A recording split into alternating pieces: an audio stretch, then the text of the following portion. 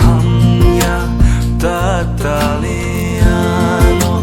fiyonay sunang leng zagano leng larunay ang ketalang kasubray Jisu no manay kairok maman kasubray Jisu no sanay ang kapsang suka subray Jisu no lobay mutang zak suka subray Jisu no manay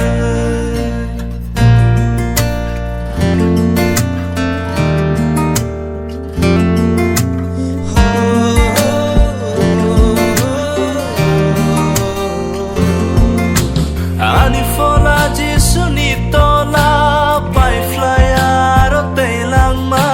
khairok mano manayang kakamo ho ani omo kor bayang nugay tong thong nayang mutyoy mol blum ni bagay Jisu no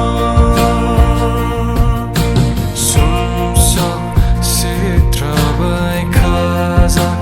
ang tong fru lang koroway palmaya ang tong fru ya cry disaway kana rung ya fru sani simon bay fosa gay tong fru nung seo subrayano lama fununay katung makupluk layano tidunay nung seo subray Jisu ano furunay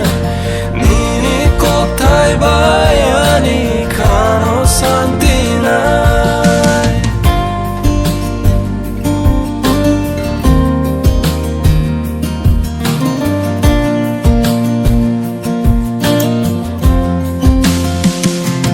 Jesek tolak laybo klay nay nini kuriwo nung kay tor nung kotor sunsaro chukawo lobzak tung nini mo oboani suri mo sunsaro chukawo mogro